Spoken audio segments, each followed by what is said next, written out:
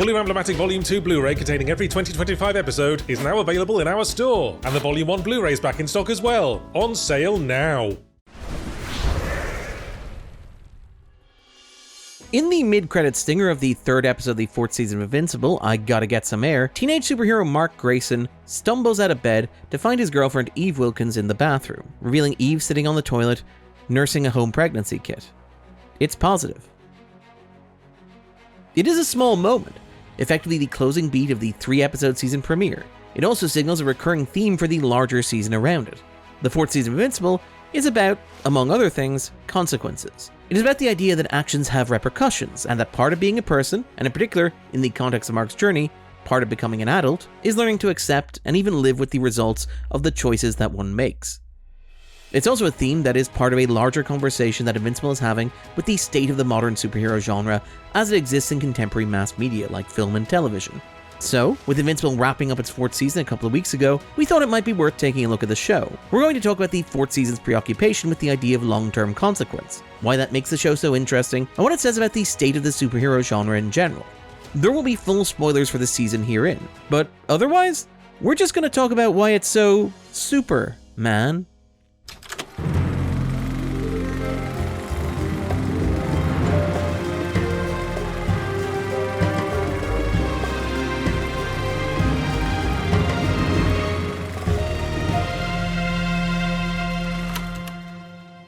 The fourth season picks up in the aftermath of the third. Earth has been subject to a series of catastrophes. In the penultimate episode of that season, What Have I Done?, supervillain Angstrom Levy dispatches an army of alternate versions of Mark, raining destruction upon the planet. In the third season finale, I Thought You'd Never Shut Up, superpowered Conquest tore through cities in a no-holds-barred throwdown with Mark and Eve. The third season of Invincible pushed the boundaries of gore and violence in superhero television, particularly animation, in a way that felt like it was exploring the limits of the genre. It felt of a piece with Alan Moore and Don Totlebin's infamous boundary-pushing work on Miracle Man, daring the audience to imagine what might happen to human or close to human bodies subjected to that level of force and brutality. As such, it makes sense that the fourth season of Invincible is about the consequences of all that.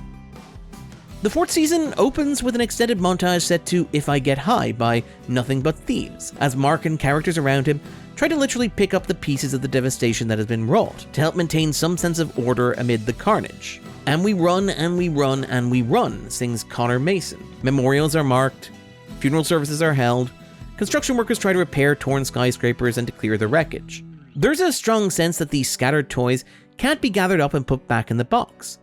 Things are fundamentally different now. Mark's younger brother Oliver laments the workload, longing to return to a time when he could just play video games, but Mark makes it clear that there's no going back. For his part, Mark carries his own baggage. In the premiere, 3 of his 4 limbs are encased in metal, helping his bones to heal following his battle with Conquest. The theme of consequence plays through the season in a number of different ways. The opening 3 episodes feature a parallel plot focusing on Mark's father, Nolan Grayson.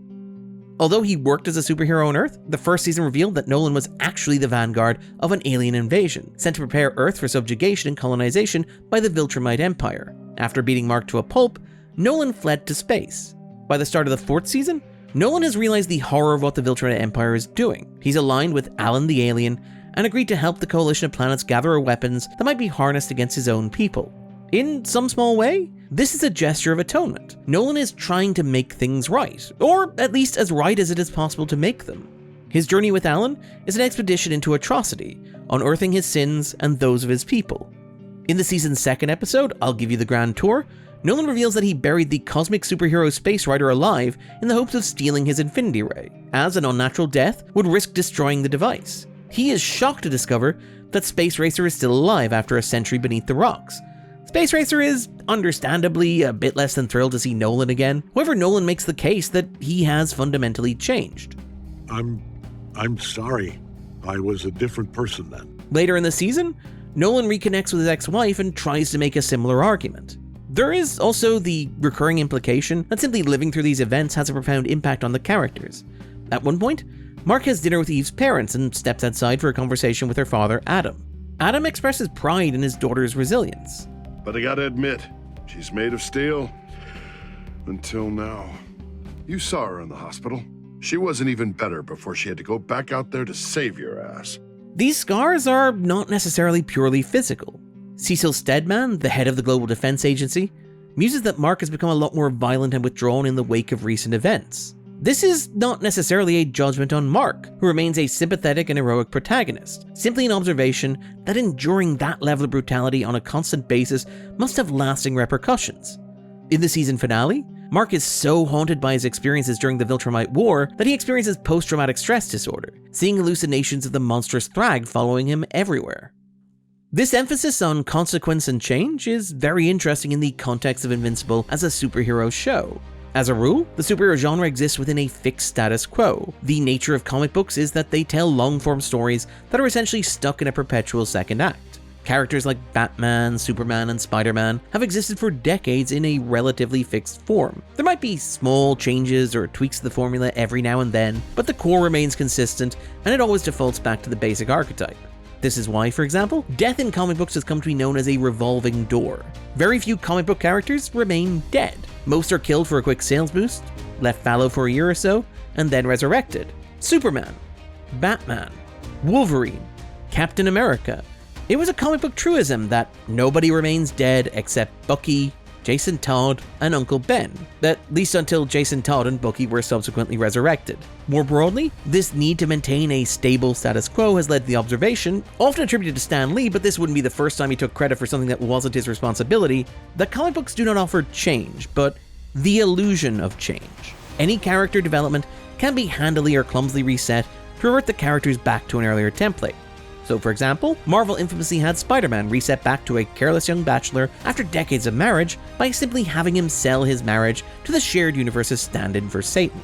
Comic books can and do tell stories about long-term trauma. Brian Michael Bendis' spectacular run on Daredevil is in large part a massive sprawling epic about Matt Murdock having a slow-motion nervous breakdown following the death of Karen Page and Kevin Smith and Joe Quesada's Guardian Devil. After that, Mark Waid's run is about Matt Murdock sinking into depression following the events of Bendis' run, including the outing of his secret identity to the public. Because these comic book stories can never truly end, there are never really any lasting consequences that can meaningfully alter the status quo. On a long enough curve, everything eventually resets back to factory settings. So to get back to that Daredevil storyline, the writer after Waid, Charles Soule, reset Matt's secret identity and just wiped away years of character development. To a certain extent, this has become increasingly true in comic book movies and shows. Hugh Jackman said farewell to Wolverine in Logan, but he returned a few years later in Deadpool and Wolverine. Endgame made a big deal of being the end of Iron Man and Captain America, but publicity for the upcoming Doomsday announces proudly that Robert Downey Jr. and Chris Evans will in fact return. Even within the narratives themselves, the disappearance of half the world's population in an event known as the Blip at the end of Infinity War is resolved by the end of the sequel Endgame, with no Marvel project set fully within the 5-year lacuna and larger society seemingly having returned to normal in the films that followed. There is no room in the genre to unpack or explore the emotional ramifications of these sorts of events that are depicted on screen. It feels like Invincible is in conversation with this universal law of mainstream superhero storytelling. Because Invincible is its own story and not part of a larger shared universe, told in its own way, and outside the Marvel and DC brands, it can actually feature change and consequence. Invincible is based on a comic book written by Robert Kirkman and illustrated by Cory Walker and Ryan Ottley. It ran for nearly 150 issues, published over 15 years. However, it also had a very definitive ending. It was not designed to run in perpetuity. The show also has an ending in mind, likely after 7 or 8 seasons, meaning we are about halfway there at this point in the narrative. As such, Invincible is not really stuck in the perpetual second act that defines so many other comic book superhero stories, and even films and TV shows, and so it can instead explore the idea of actual growth and development.